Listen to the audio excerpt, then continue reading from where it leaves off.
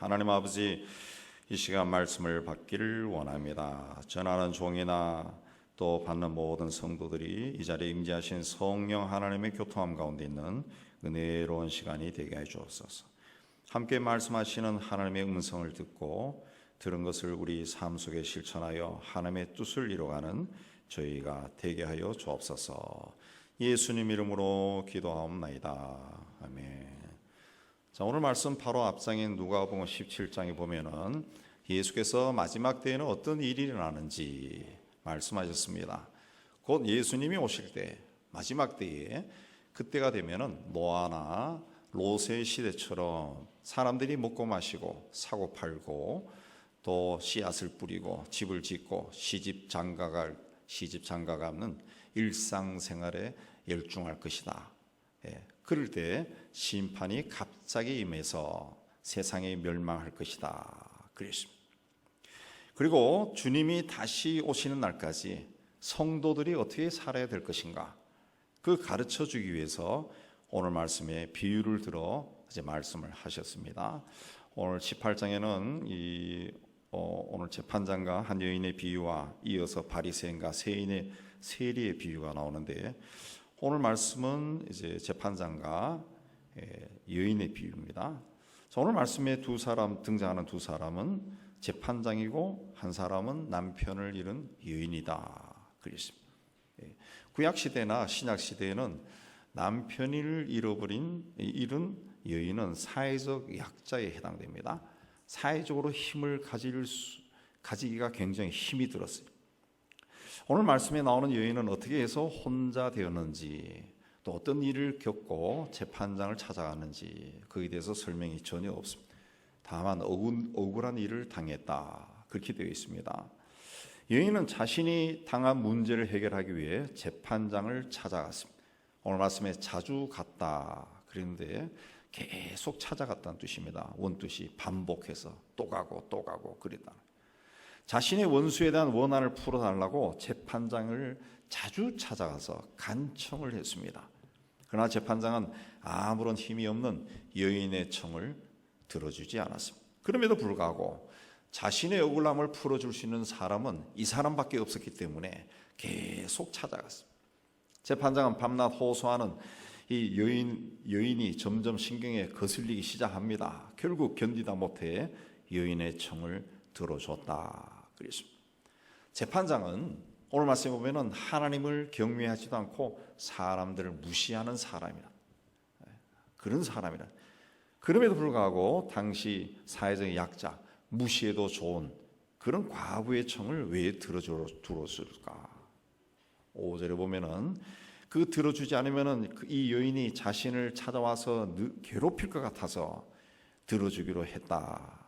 너무나 자신을 귀찮게 하기 때문에 여인의 요구를 들어줄 수밖에 없었다. 그렇게 되어 있습니다. 자, 이 비유를 말씀하시면서 예수님은 마지막 때, 곧 주님께서 다시 오실 때 세상에서 믿음을 보겠느냐, 그런 말씀이었습니다. 재판장과 여인 사이에 있었던 이야기와 주님이 오시기 전 마지막 때, 그때 믿음이 어떤 연관이 있어서 이런 말씀을 하셨을까, 좀 의문이 생깁니다. 자, 오늘 말씀을 통해 주님이 우리에게서 보고 싶어하는 믿음은 어떤 믿음이고, 이런 믿음을 가진 사람은 어떤 사람인지 함께 말씀을 상고해 보겠습니다. 첫째, 이 믿음이 있는 사람은 항상 기도하는 사람입니다. 자, 항상 기도한다라는 것은 기쁠 때나 슬플 때나 잘 될 때나 잘 되지 않을 때나 기도의 자리에 나간다는 거죠. 기도는 뭡니까? 하나님을 찾는 거예요. 하나님 앞에 나가는 겁니다. 그래서 그 하나님 앞에 나가서 우리의 삶과 우리의 마음을 다 털어놓는 것이 기도입니다. 기도예요. 친한 친구 사이에는 못할 말이 없습니다. 심지어 부모, 형제에게도 하지 못할 말을 친구에게는 다 한다. 그만큼 친구와 나 사이가 친밀하기 때문에 속에 있는 마음까지 다 털어놓고 이야기한다는 거죠. 하나님 앞에 나가서 항상 기도하기 위해서는 하나님과의 나와의 관계가 친밀해야 됩니다. 아주 친밀해야 되죠. 그래야 무엇이든지 하나님께 이야기를 할 수가 있습니다. 얼마 전에 갑자기 아내가 돌아가신 우리 선배 목사님 그 안에 장례식에 갔을 때 그 자그마한 체구에 나이가 든 할머니 한 분이 계속 조용하게 따라다니고 마지막 장지까지 계속 함께 하더라고요. 늘 장례식 장갑을 입고 그래요. 궁금해서 저분이 누구냐 물으니까 어렸을 때 교회 학교에서 같이 자란 누나라는 거죠. 누나. 그 누나인데 자기가 신학대학하고 이분은 일반 대학 갔는데 참 신앙이 좋아서 신학교 대학 다닐 때 그 어려운 사람 봉사 다녔는데 그다가 팔다리가 없는 그 상해 용사를 있는 곳에 봉사하다가 그분하고 결혼했다는 거예요. 그분하고 막 집안에서도 난리가 났다는 거예요. 좋은 대학을 다니고 똑똑한 딸이 그런 사람을 하니까 막 난리가 나서 집에서 쫓아냈다는 거예요. 그렇게 평생을 살았다는 거죠. 평생을. 그런 누나와 60년 동안 계속 교제하면서 한쪽은 목사가 됐으니까 그런 통하는 것이 있겠죠. 계속 교제하면서 아내가 갑자기 내진탕으로 죽으니까 어디 전화할 데가 없어요. 근데 그 누나에게 제일 먼저 전화했다. 내가 이런 일을 당했다. 바로 달려와서 장례가 끝날 때까지 아무 말 하지 않고 묵묵히 그 자리에 계속 지키는. 자신의 슬픔을 가장 공감할 수 있는 분에게 연락하고 그분이 와서 위로하고 또 위로받는 그 모습을 봤습니다. 전선이 끊어지면 전기가 들어오지 않습니다. 그러면 어둠도 밝힐 수 없고 영상이나 소리를 들을 수도 없습니다. 살아가면서 좋은 사람을 만나고 그 사람과 좋은 관계를 이어가는 거 우리 인생에 있어서 아주 중요합니다. 그런 사람이 있으면 내 삶이 환해지고 즐거운 소리가 들려오고 행복해집니다. 세상을 창조하시고 우리에게 생명을 주시고 이 세상에서 살아가게 하신 전능하신 하나님과 우리가 좋은 관계를 맺고 산다는 것, 그 자체로 복이 있는 삶입니다. 복이 있는 삶이에요. 주님과 우리를 이어주는 그 관계가 아주 긴밀하게 유지되고 있을 때 우리는 항상 하나님 앞에 나갈 수가 있어요. 무엇이든지 그분에게 말을 할 수가 있다는 그런 관계 속에 있을 때 그런 기도를 통해서 하나님의 은혜와 축복이 우리에게 흐르는 겁니다. 어느 날 그냥 무슨 일로 인해 가지고 금식하고 막 복을 주세요. 이것도 주세요. 문제 해결해 주세요. 한다 해서 하나님이 놀래서 달려오는 게 아니라는 거죠. 하나님의 은혜로운 분. 그 은혜라고 하는 것은 흐르는 겁니다.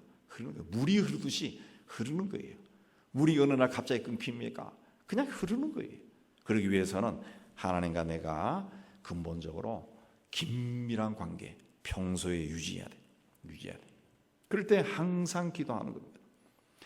우리가 기도할 때 제일 먼저 뭘 기도합니까? 처음부터 국가와 민족을 위해 기도하지 않습니다. 처음에는 내 문제를 기도합니다. 내 문제.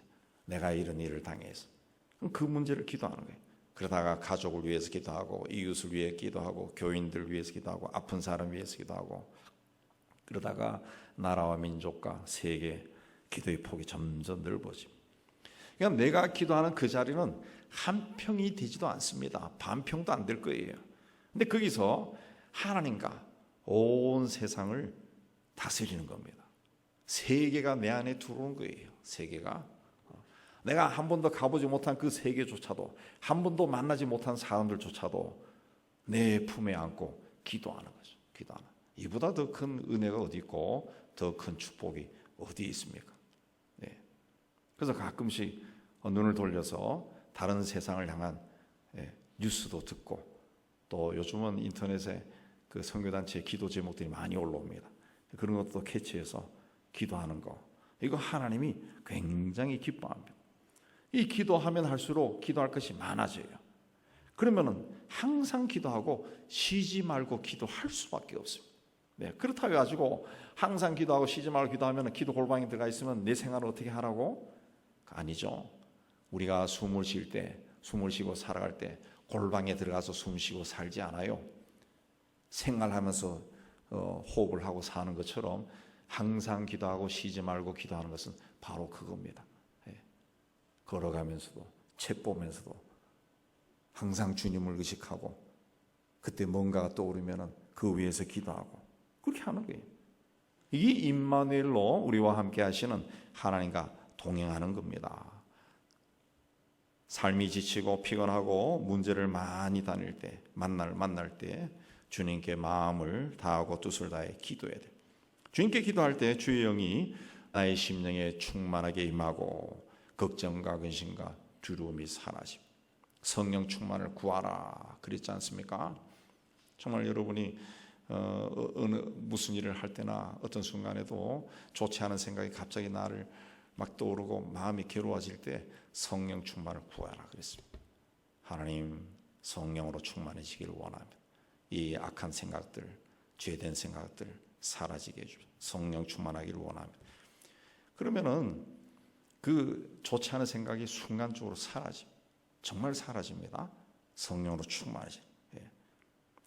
너희가 온 마음으로 나를 구하면 나를 찾을 것이요 나를 만나리라 그랬습니다. 예레미야 29장에 기도는 허공에 메아리 치는 것이 아닙니다. 내가 기도하는 순간, 하나님을 부르는 순간 하나님이 귀를 기울이고 들어주시는 겁니다. 들어주십니다.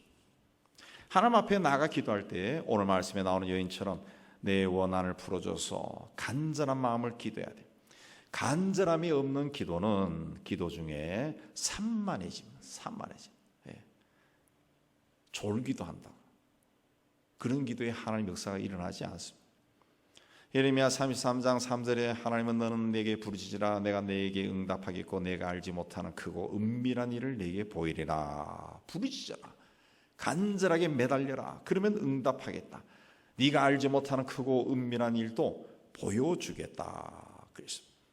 어린 시절에는 우리나라가 가난해서 발전량이 제대로 나오지 않아서 전기가 나갈 때가 참 많아요. 뭐 하려고 그러면 밤에 전기가 나가버려요. 그러면 세상이 깜깜해집니다. 우리 삶도 기도하지 않으면 영적인 에너지가 공급되지 않습니다. 그럼 우리 삶에 어둠이 깔리기 시작. 어스름할 때는 초저녁이나 그때쯤에 전기가 나가면 초를 찾아서라도 불을 켤 수 있지만 칠흑 같은 어둠 속에는 아무것도 할 수 없습니다. 인생의 어둠이 깊어지기 전에 기도의 자리로 나가야 돼요. 믿음으로 사는 사람은 항상 하나님 앞에 나가 기도하는 사람. 하나님을 항상 생각하기 때문에 그분에게 항상 말할 수밖에 없습니다. 그러나 주님은 마지막 때가 되면 이런 사람을 보는 것이 쉽지 않다 그랬습니다. 마지막 때가 언제인지는 알 수 없지만 저희 짧은 인생 경험으로 보더라도 70년대 80년대만 하더라도 오직 기도하기 위해 모이는 기도원에 사람들이 들끓었습니다. 그 당시에는 승용차도 없어요. 다 시외버스 타고 가야 돼. 그런데 예배당 안에 자리가 없어가지고 바깥에까지 돌에 앉아서 막 찬양하고 기도하는 사람이 많았다. 그러나 2000년대 들어오면서 기도원들도 다 사라지고 있습니다. 교회에도 사람들이 잘 나오지 않습니다. 예수 믿는 것도 프리랜서가 되어버렸어요. 그래서 예수께서 그때가 되면 이런 사람 쉽지 않다 그랬습니다. 노아 때나 소돔과 고모라가 멸망할 때처럼 사람들이 세상의 마음을 더 두기 때문입니다. 하나님보다 세상을 더 사랑하기 때문이다 그랬어요. 믿음을 지닌 사람은 하나님께 항상 기도하는 사람. 새해에는 항상 기도하면서 주님과 동행하는 믿음의 사람이 되시기를 주의 이름으로 축복합니다. 두 번째 믿음의 사람은 낙심하지 않습니다. 여인은 재판장이 자신을 만나주지도 않고 무시해도 계속 찾아갔습니다. 재판장은 하나님을 두려워하지도 않고 사람을 무시하는 그런 사람이라 그랬습니다. 그러나 이러한 사람도 여인의 집요한 요청에 간청에 무너지고 말았습니다. 우리가 기도 생활을 해보지만은 하나님의 응답은 빨리 오지 않습니다. 하나님은 그 더디게 응답하는 분. 예전에 우리 교회 와서도 간증했던 왜 하상을 입어가지고 그런 유명한 이지선 씨 있잖아요. 이지선 씨. 한동대학 교수가 있지만 유학 갔다 와서 그분도 그랬어요. 하나님은 보편적으로 빨리 더디게 응답하시는 분이다. 굉장히 공감했는데 왜 이런 마음이 들까? 하나님이 느린 것이 아니라 우리의 마음이 조급하기 때문에 그렇습니다. 내가 조급하기 때문에 하나님이 늦게 응답하는 것 같아요. 여러분 생각해 보세요. 만약 기도 응답이 즉각 온다 그러면은 인간이 어떻게 될까요? 아주 교만해질 겁니다. 아주 교만해질 거예요. 나는 기도하기만 하면은 뭐 우리 중에도 있을 수 있어요. 나는 기도하기만 하면은 금방 하나님이 응답해. 나는 기도하면 하나님이 이야 하고 막 금방 이야기해. 그런 사람이 있을 거예요. 그러면은 옆에 있는 사람이 주눅이 들어버려. 어머 나는 기도해도 안 되던데. 나는 몇십 년 해도 하나님께서 한 번도 말씀하지 않는데. 주눅이 들어버렸어. 교만해진다. 그 교만이 커져버리면 하나님을 종으로 부르려고 한다. 종으로. 내가 기도하고 그럼 응답해. 빨리 해. 종이 되는 거죠. 그러나 오랫동안 기도해도 응답이 오지 않고 문제가 해결되지 않고 원한이 풀어지지 아니하면 또 어떻습니까? 낙심하고 좌절하고 포기하고 될 대로 되라. 그런 마음도 생겨요. 아유 기도해도 안 되네. 저 사람은 조금만 기도해도 금방 되는데 나는 이렇게 몇 날 며칠 몇 달을 해도 안 될까? 하나님 뜻대로 된다는데 아이고 뭐 내 기도할 필요가 뭐 있어? 하나님이 나를 사랑하기는 한 건가? 의심이 들고 불만이 커지고 있던 믿음만저 사라짐. 시편에도 사람들이 종일 내게 하는 말이 내 하나님이 어디 있느뇨 하니 내 눈물이 주야로 내 음식이 되었도다 그랬어요.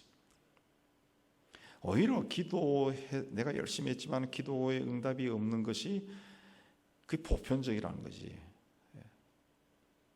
그게 잘못된 게 아니라는 거예요. 그 성경을 보면 아브라함, 야곱, 모세, 다윗, 다니엘 등 많은 믿음의 조상들이 오랜 세월 동안 아무런 응답을 받지 못하고 힘든 세월을 보냈습니다. 그러나 그들은 낙심하지 않았습니다. 하나님이 자신과 함께 하시고 자신의 삶을 인도하신다는 것을 믿고 그 고된 현실을 헤쳐나갔어요. 하나님이 나와 함께 하신다는 것을 조금도 의심하지 않아요. 그래서 믿음의 사람인 거예요. 믿음의 사람이에요. 다윗은 바울은 마지막에 목이 잘려 죽었습니다. 그 하나님의 위대한 사람이 목이 잘려 죽었어요. 그렇다고 해서 그 사람이 목이 잘려 죽을 때 왜 이러십니까? 그랬습니까? 내가 당신을 위해서 이렇게 일했는데 이게 뭐요? 안 했다고 감사하면서 죽었다. 내가 이렇게 주님을 위해서 죽을 수 있는 거 영광입니다 하고 죽었다.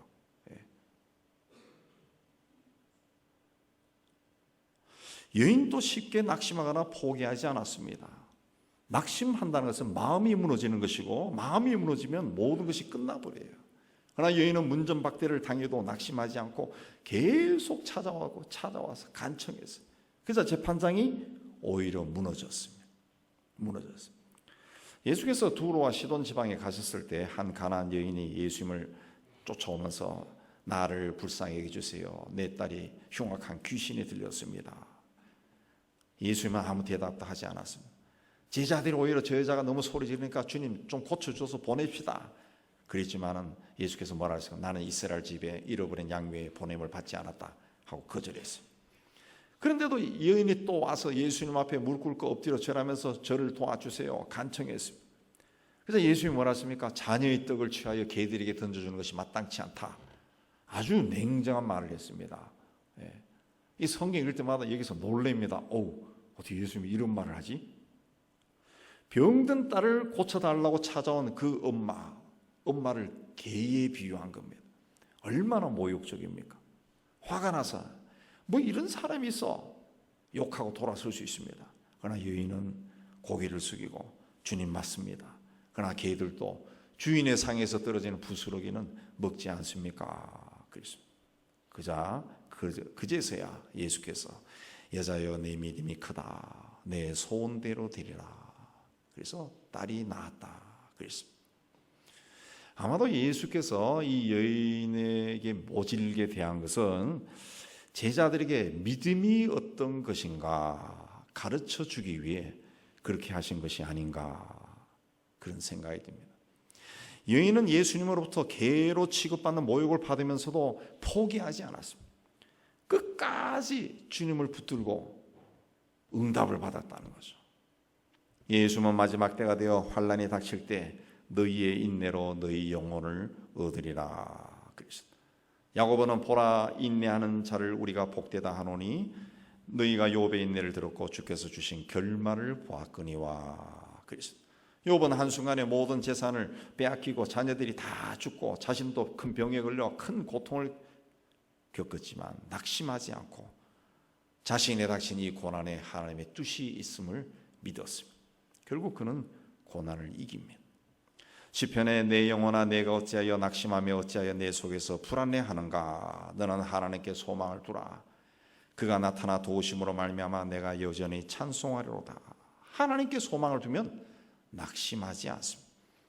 새해에도 좋은 일들만 일어나지 아니하고 세상이 죄악으로 가득 차 있으니까 우리가 이 의로운 길을 가고 바른 길을 가려고 해도 세상이 우리를 그냥 두지 않을 거예요.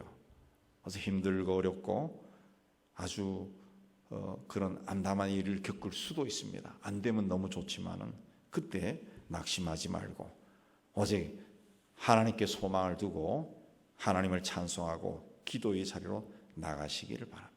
믿음의 사람은 그렇게 사는 사람입니다. 세 번째 믿음에 있는 사람은 하나님이 원한을 풀어준다 그랬습니다. 여인은 재판장을 찾아가서 내 원수에 대한 나의 원한을 풀어달라고 간청했습니다. 이게 내 원수는 또 원어의 뜻을 보면 소송 상대자를 뜻하고 원한을 풀어달라 했을 때는 정당하게 다뤄달라 그런 내용이 됩니다. 그러니까 누군가로부터 권리를 침해받았거나 재산상의 손해를 입은 여인이 재판장에게 시시비비를 가려서 내 권리를 회복해달라 이런 간청을 한 겁니다. 시편에는 하나님께 부르짖는 탄원시라고 하는 것이 많이 나옵니다. 탄원시 중에 가장 강한 것이 저주의 시입니다. 저주의 시편 대표적으로 109편이 들 수 있는데 이 시편을 쓴 사람은 다윗입니다. 다윗은 적으로 인해서 원한이 사무쳤습니다. 그 원한을 사기려고 몸부림쳐 봤지만은 해결이 되지 않았습니다. 그래서 하나님께 나가 탄원합니다. 시편 109편을 읽어보면 8절에 10절을 보면 그 연수를 짧게 하시고 그 직분을 타인이 빼앗게 하시며 그 자녀는 고아가 되고 그 아내는 과부가 되고 그 자녀들은 유리하며 구걸하고 그들의 황폐한 집을 떠나 빌어먹게 하소서 되어 있습니다. 그래서 어떤 사람이 굉장히 미울 때 이 시편을 읽으면 굉장히 기뻐집니다. 이런 기도도 있네. 성경에 나오는 거니까 다 이렇게 다 무마가 될 수 있잖아. 나도 하자. 이런 마음이 든다고. 근데 성경에 이런 저주의 기도가 몇 개 나온다네. 네. 이게 뭡니까? 그 연수를 짧게 하시고 빨리 죽게 해주라는 거죠. 그가 가진 사장 직분 사업 망하게 해달라는 거죠. 자녀는 고아가 되고 아내는 과부가 되고 자녀들은 유리하고 구걸하고 거지가 되고 집이 황폐해지고 빌어먹는 자가 되게 해달라. 망하게 해달라는 기도예요. 망하게. 다윗은 하나님이 내 마음이 합한 자로 칭찬했던 사람이에요. 근데 이런 사람이 이런 저주가 있는 저주의 기도를 했다는 거죠. 왜 했을까? 이렇게 하는 것이 내가 사는 길이라고 생각했기 때문에 하나님 앞에 나가서 자기의 한이 맺힌 억울함을 털어놓지 않으면 견딜 수가 없기 때문에 자기 마음을 뒤집은 겁니다. 실제로 우리가 이 한을 품고 있으면은 이 화병이 생겨요. 화병. 이 화병이라는 것은 언젠가 제가 한번 찾아보니까 이거 한국 사람에게만 있는 화병이라더라고요. 그래서 그게 그 해외에 등재되어 있더라고. 이 코리안 병이라고 한국 사람만 가지고 있는 병, 화병이라. 이 화병이 심해지면은 이 암이 생기네. 암. 요즘 이제 스트레스로 암 생긴다 하죠. 화병도 화도 스트레스거든요. 심장마비도 생깁니다. 뇌출혈도 생깁니다. 뇌출혈 생깁니다. 이 몸에 이 분노가 자꾸 쌓이니까 이 몸이 감당을 하지 못하고 이상이 생기고 어느 순간에 터져버리고 마비가 돼버리고 막 이런 일이 일어난다는 거죠. 이런 일이. 다윗은 권력을 가진 왕입니다. 마음만 먹으면 얼마든지 자신이 가진 힘으로 복수할 수 있습니다. 그러나 다윗은 그렇게 하는 것이 근본적인 해결책이라고 생각하지 않았습니다. 칼로 복수해도, 권력으로 사람을 짓밟아도 또 다른 적이 나타날 수 있어요. 그 적을 물리쳐도 내 마음속에 자리를 잡고 있는 이 원한, 이게 사라지는 것이 아닙니다. 그래서 다윗은 하나님만이 해결할 수 있다 깨달았어요. 그래서 하나님 앞에 나가서 자기가 가지고 있는 모든 악한 마음 다 털어놓은 겁니다. 다 털어놓은 거예요. 어떻게 보면은 저 사람 망하게 해주세요, 저 집안 망하게 해주세요, 저 사람 아들 딸 거지가 되게 해주세요, 그렇게 기도했지만은 그 기도가 자기 속에 있는 죄악 덩어리, 하나님 내가 이런 마음을 가지고 있네, 어떻게 내가 이런 생각을 할 수 있죠? 그걸 막 부끄러워하면서 막 토해놓은 거죠. 토해놓은 거죠. 예수님이 말씀하신 것이 바로 그겁니다. 6절에서 8절에 예수께서 하나님은 이 재판장처럼 몰인정하지 않다 그랬습니다. 우리를 사랑하는 좋은 하나님이란 거예요. 그 하나님 앞에 나가 기도하는데 응답해 주지 않겠느냐 그랬습니다. 더욱이 7절에 밤낮 부르짖는 택하신 자들의 원한을 풀어주지 않겠냐 그랬습니다. 풀어준다는 거죠. 밤낮 부르짖으면은 한이 맺힌 것도 해준다, 풀어준다는 것이. 지금 수십 년 동안 막 체한 것처럼 막 내 인생을 막 조이고 있는 하나님 풀어준다는 거죠. 어떤 자에게? 밤낮 부르짖을 때 택한 자, 우리는 하나님이 택한 자입니다. 근본적으로 하나님이 사랑하는 자예요. 그런 하나님께 밤낮 부르짖는데 들어주지 않겠느냐. 마태복음 7장에 너희 중에 누가 아들이 떡을 달라면 돌을 주며 생선을 달라면 뱀을 줄 사람이 있느냐. 너희가 악한 자라도 좋은 것으로 자식에게 줄 줄 알거든. 하물며 하늘에 계신 너희 아버지께서 구하는 자에게 좋은 것을 주지 않겠느냐. 세상의 부모도 자녀에게 좋은 것을 줄 줄 아는데 독생자를 세상에 보내셔서 우리를 구원하기 위해 십자가 못 박아 죽인 그 하나님이 우리의 한을 풀어주지 않겠느냐 그랬습니다. 그러므로 주님은 이런 믿음을 가지고 하나님께 나가는 것이 참 믿음의 사람이다. 참 믿음. 하나님께 나가서 체면 차리지 말고 부르짖으라. 마음에 있는 모든 원한을 다 쏟아내라. 도저히 견딜 수 없으면 저주라도 막 하라는 것이. 저주라도. 누가 미운 사람이 있으면 막 저주라도 막 부으면 하다 보면은 이 저주의 하늘 하고 싶은 마음이 사라져요. 사라지. 그걸 안 하고 가지고 있으면은 이게 10년, 20년 나를 죽인다. 나를 죽여. 그러나 하나님 앞에 나가서 다 털어놓으면은 저주하는 마음도 어느 순간에 풀어진다는 거예요. 하나님이 우리를 인도하는 겁니다. 하나님 앞에 나가 기도할 때 체면 차림은 뭐 합니까? 체면이 뭐 필요해요? 하나님 앞에 나갔을 때 기도 이쁘게 한다고 해가지고 하나님 뭐 봐줍니까? 기도는 정직하게 하는 겁니다. 기도할 때 뭐 우리 시대 옛날에 그런 기도가 참 많았지. 목소리 거룩하게 해서 하나님 아버지 그렇게 기도하고. 옛날 우리 어렸을 때 우리 고향 교회 장로님 돌아가셨지만은 그럼 기도 열심히 하는 분. 이분은 기도 쫙 하는데 뭐 기도 은혜스러워요. 기도 근데 그 한 문장 두 문장 쫙 끝날 때마다 간절히 기도하옵나이다. 그런 사람들이 아멘 끝난 줄 알았는데 그게 아니야. 또 해. 한 대여섯 번 한다고. 대여섯 번 간절히 기도해. 하나님은 우리의 기도를 들어주십니다. 들어주십니다. 우리의 마음을 그대로 가져가서 막 털어놓는 겁니다. 막 뱉어내는 거예요. 그때 원한이 풀어지. 우리의 숨통이 터진다. 숨통이 터져. 이 막힌 것을 가지고 다닐 이유가 없습니다. 아이고, 어떻게 기도할 때 그런 기도를 해? 성경에 찾아보면 나보다 더 지독하게 기도한 사람이 있는데 다윗이야. 다윗. 나는 적어도 내가 나를 괴롭히는 사람 망하게 해달라고 기도는 못했다고. 겁이 나서도 아이고 그건 잘못된 것 같아. 근데 그 기도했다고요. 이 사람들은. 그 했다고. 그것도 해가지고 오늘부터 막 기도할 때마다 막 저주하는 기도 목사님이 하라고 했네 하고 하지 말고 왜 그 기도를 해야 되느냐? 그 이유를 아시는 이유. 믿음의 기도는 딴 것이 아니란 것이죠. 하나님 앞에는 어린 나이처럼 서서 다 이야기하는 거예요. 제가 나를 괴롭혀요. 왜 이런 일이 나에게 생깁니까? 미치겠습니다. 괴롭습니다. 하나님 당신 살아있으면 나와봐. 막 소리도 지르고 그렇게 해야 된다는 거지. 그렇게 해야 돼. 그렇게 하는 것이 믿음의 기도라. 믿음의 기도. 우리의 원한은 하나님만이 푸실 수 있다는 것을 잊지 마시기 바랍니다.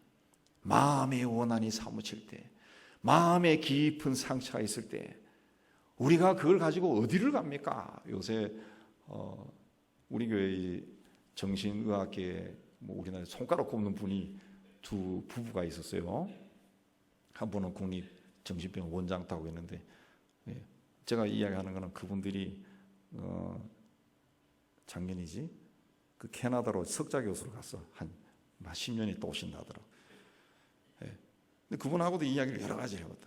그럼 그 목사님 요즘은 그게 잘 돼 있다고, 잘 돼 있어가지고 어디 가도 그 비싸지 않고 상담 1시간 2시간 또 할 수 있다고 그렇게 이야기하더라고. 제가 제 문제가 아니라 여러 가지 교회 이런 등등 이런 상처 있는 사람 어떻게 해소할 수 있느냐 그걸 이야기하는 과정에 그렇게 이야기했는데, 그렇게 전문가를 찾아가서 해결할 수 있지만 때로는 전문가 찾아가는 또 주저스러워. 왜? 내가 저 사람인데 이야기했는데 저 사람이 동네방네 소문내면 어떡할까? 아니면 어떤 강의 나가서 내 케이스를 또 이야기하면 어떡할까? 이런 두려움이 있다. 그러나 하나님은 그런 분이 아닙니다. 내가 하나님 앞에 내 원한을 다 털어놨을 때 하나님이 듣고 김 집사가 기도할 때 아까 서 집사가 그렇게 이야기하더라. 그런 분이 아니라는 거지. 그런 분이. 모든 상처와 원한은 하나님에게는 다 털어놓을 수 있어요. 그게 믿음으로 부르짖는 겁니다. 부르짖는 거예요. 그렇게 하나님 앞에 그야말로 폭발시킬 때 우리 마음에 있는 것들이 깊은 상처와 원한이 다 풀어지. 잔잔한 호수처럼 됩니다. 주의 샬롬이 임하게 되는 거예요. 그러면은 그렇게 미워했던 철천지 원수도 용서할 수 있는 마음이 생기고 축복할 수 있는 마음이 생기고 인생을 보는 눈이 새로 뜨인다는 거죠. 하나님은 독생자 그리스도를 십자가에 못 박아 죽이시고 우리를 구원하신 분이 우리에게 은혜를 주고 복을 주고 싶어 하심. 이 복을 받기 위해서는 하나님께 나가야 됩니다. 열심히 기도해야 돼요. 에스겔서 36장 37절에 보면은 나 주 여호와가 말하노라 그래도 이스라엘 족속이 이와 같이 자기들에게 이루어 주시기를 내게 구해야 할지라 그랬습니다. 그래도 자기에게 이루어 주기를 내게 구해라. 하나님께서 우리에게 주시고 싶은 것이 있어도 우리가 구해야 얻을 수 있다 그랬습니다. 구하라 찾으라 두드리라 그랬잖아요. 예수님도. 야고보도 너희 중에 누구든지 지혜가 부족하거든 모든 사람에게 후히 주시고 꾸짖지 아니하시는 하나님께 구하라 그리하면 주시리라. 구해야 주신다 그랬습니다. 구해야 주신다. 구하지 않으면 얻지 못합니다. 열심히 구해야 돼. 예수님은 인자가 올 때 세상에서 믿음을 보겠느냐 그랬습니다. 하나님은 우리가 믿음을 가지고 살기를 원합니다. 새해는 항상 기도에 힘쓰시기 바랍니다. 힘쓰죠. 어떤 일이 있어도 낙심하지 말고 주님의 손을 꼭 잡고 가시기 바랍니다. 하나님은 나의 맺힌 모든 원한 또 풀어주시는 분이라는 것을 믿고 하나님 앞에 더 가까이 나가시기 바랍니다. 새해는 우리 모두 믿음의 사람이 되어 하나님의 은혜와 축복 가운데 거하기를 주님의 이름으로 축복합니다. 하나님 아버지, 새해가 되었습니다. 첫날이고 첫 주일 예배 하나님 앞에 나와 우리가 예배를 드리고 있습니다. 우리 예배 중에 임재하신 하나님께서 우리 삶이 다하는 그날까지 임마누엘 우리와 동행하여 주시는 그 하나님이심을 저희가 믿습니다. 우리 삶의 모든 것을 주님께 말씀드리고 주님과 동행하는 은총과 복을 누리는 저희가 다 되게 하여 주옵소서. 예수님 이름으로 기도하옵나이다. 아멘.